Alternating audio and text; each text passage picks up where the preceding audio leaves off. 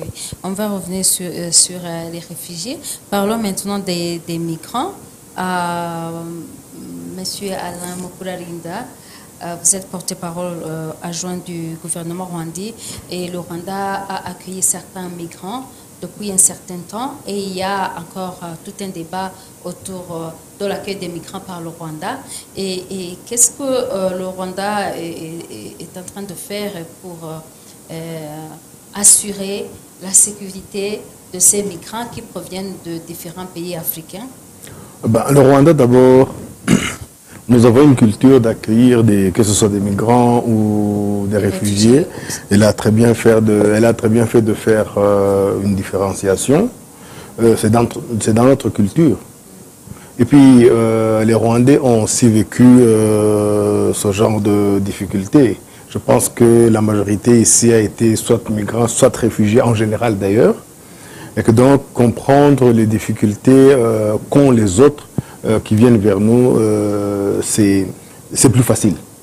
Bon, aujourd'hui, elle connaît mieux les chiffres que nous, mais je pense qu'on a plus de 100 000 réfugiés sur le territoire rwandais. Nous avons un petit pays, mais on ne craint pas d'accueillir même d'autres. Il y en a qui viennent même ces derniers jours.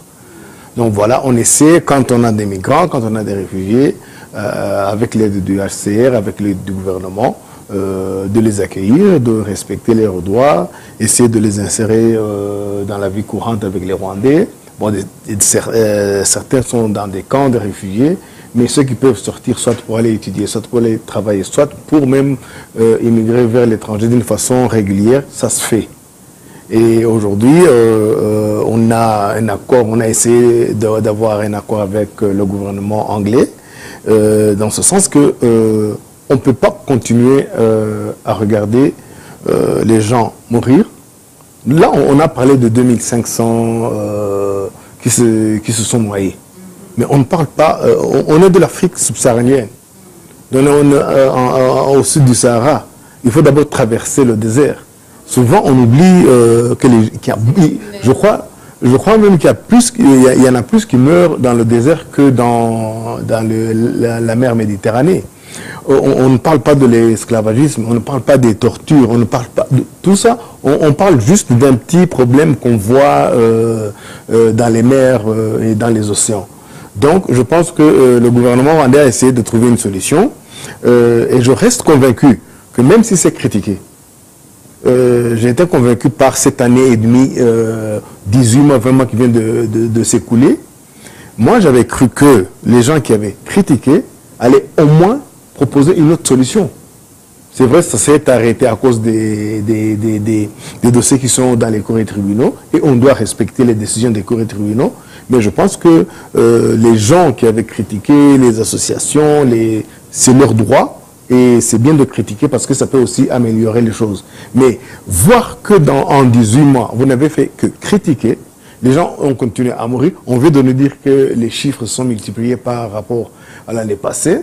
Et voir qu'on ne propose pas d'autres solutions, moi, ça me réconforte dans cette idée que voilà, il faut essayer de trouver d'autres solutions, essayer de convaincre des gens de ne pas partir. Mais je pense aussi qu'il faut aussi voir ce qui se passe ici en Afrique, voir pourquoi les gens, surtout les jeunes, veulent partir. Donc si on pouvait essayer de trouver des solutions, soit au niveau, d'abord au niveau de l'Afrique, et puis au niveau de l'autre côté, les gens qui ne veulent plus accueillir ces réfugiés et ces migrants.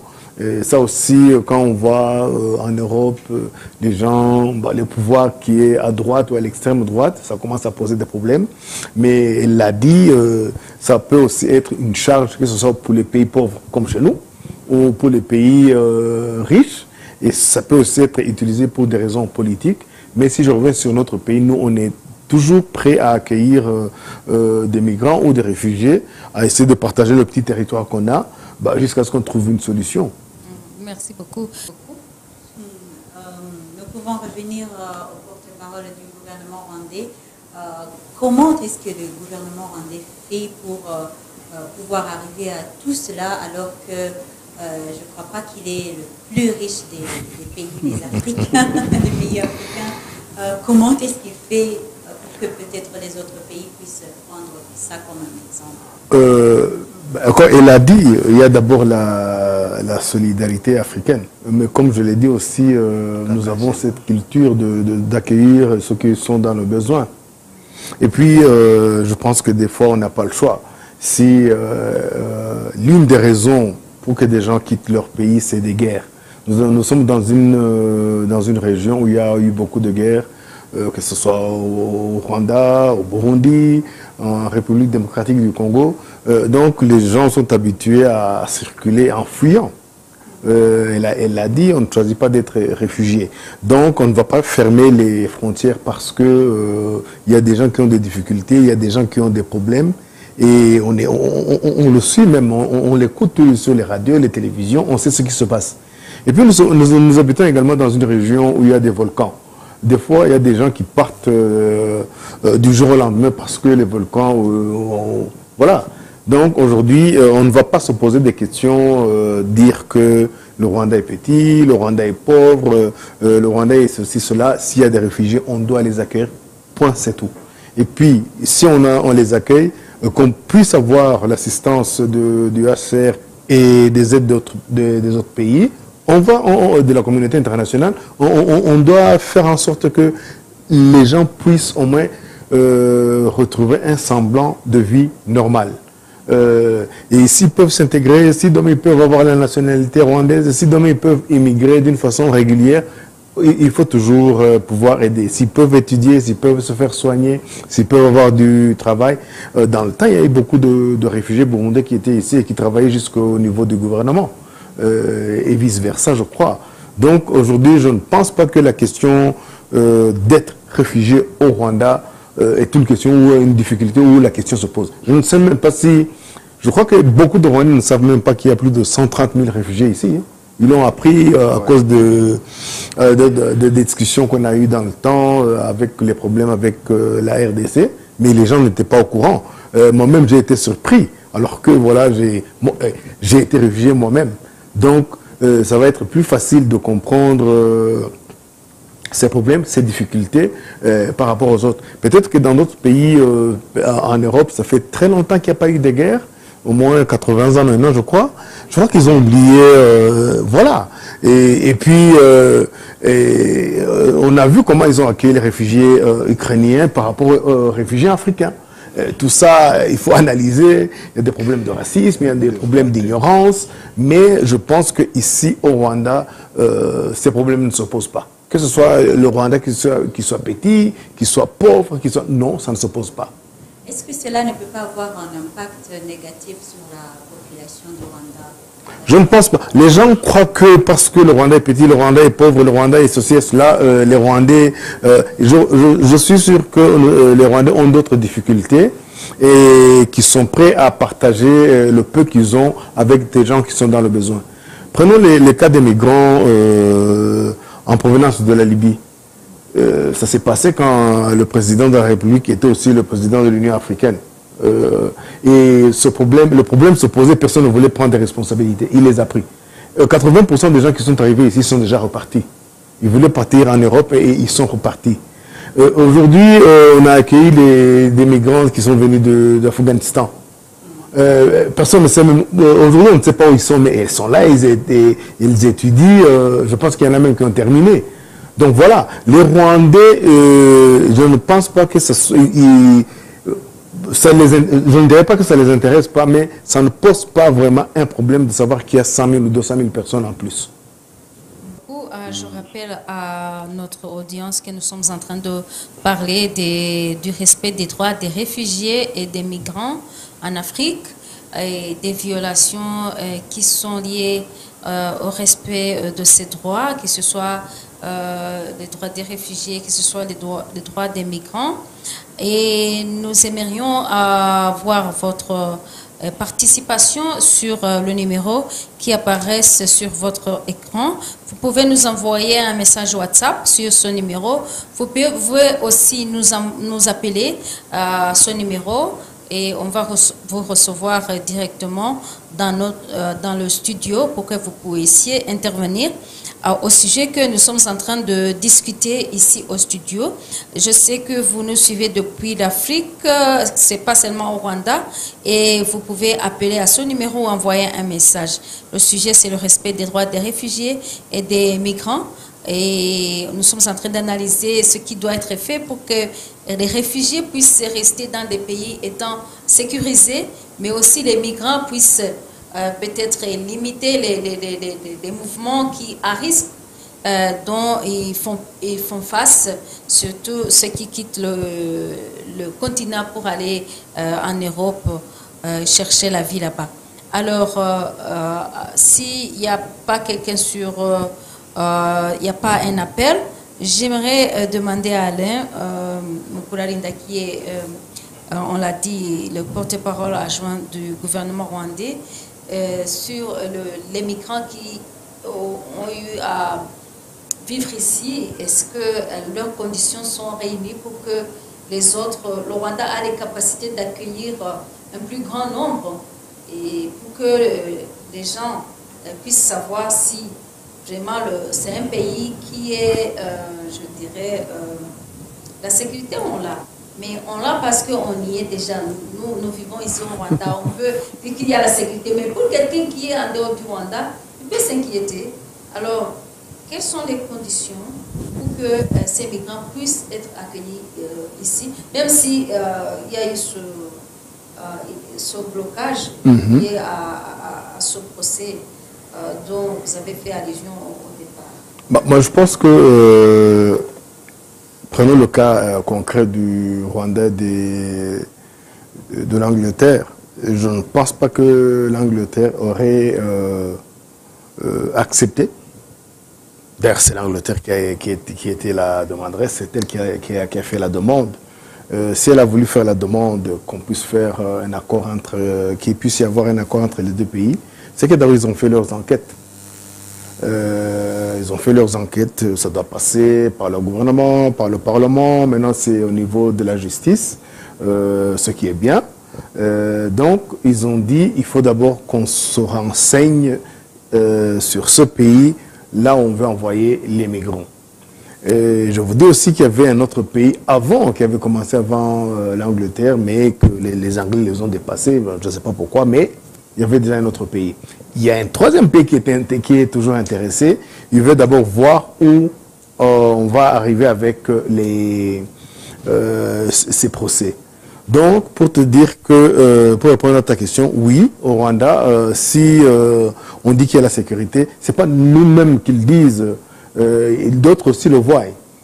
Il y a des étrangers qui viennent ici, nous avons des ambassades, nous avons des organisations internationales, nous avons...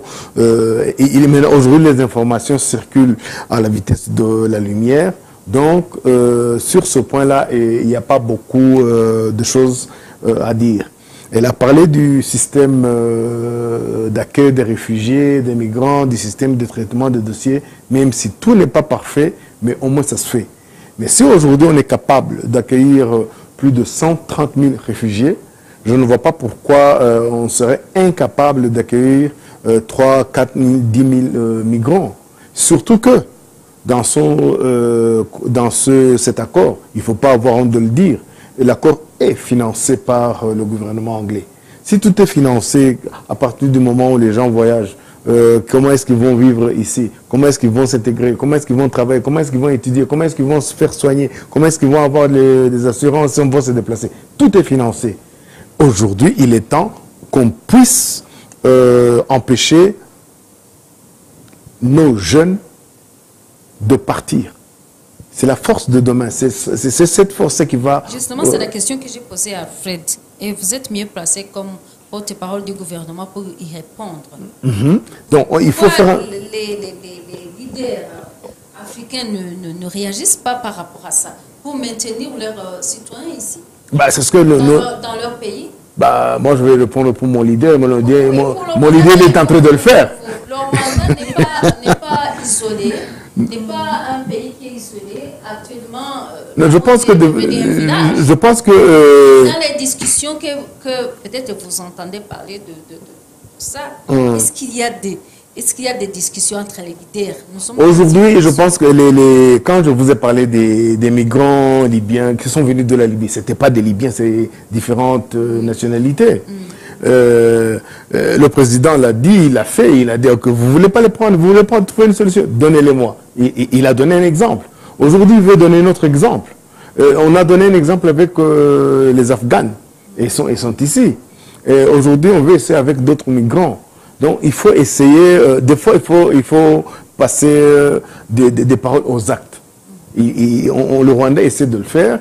Comme je vous l'ai dit, il y a eu des critiques. Mais ce qui est, je dirais, triste d'ailleurs, c'est que entre-temps, vous critiquez, mais vous ne proposez pas d'autres solutions. Et entre-temps, les gens continuent à partir. Donc, il faut aussi qu'on sache il est temps d'investir aussi dans la capacité humaine. Nous avons ces jeunes. Demain, ce sont des futurs footballeurs, des futurs chanteurs, des futurs ingénieurs, et on les laisse partir. Les gens qui ont fabriqué le truc là qu'on nous a injecté pour le corona, c'est des migrants ou des réfugiés, n'est-ce pas? Donc aujourd'hui, il ne faut pas croire que si on veut que les migrants nous rejoignent, c'est juste pour avoir du pognon. Non, on veut avoir ces gens parce que c'est des jeunes, ils sont forts et physiquement et mentalement. Demain, tu ne sais pas ce qu'ils vont devenir. Donc aujourd'hui, c'est pour cela que je dis, le Rwanda n'a pas ce souci de se dire que, comme vous l'avez dit, c'est un petit pays, c'est un pays pauvre, mais le capital humain, il est inestimable. Aujourd'hui, si vous regardez, pourquoi est-ce que les Américains, les Canadiens, les Australiens, non, les Chinois, pas ça, ils sont assez nombreux, eux. Mais pourquoi est-ce que ces trois pays organisent des lotos pour collecter les... Ils le font depuis des années et ça pose pas de problème. Et c'est pour cela qu'ils sont puissants.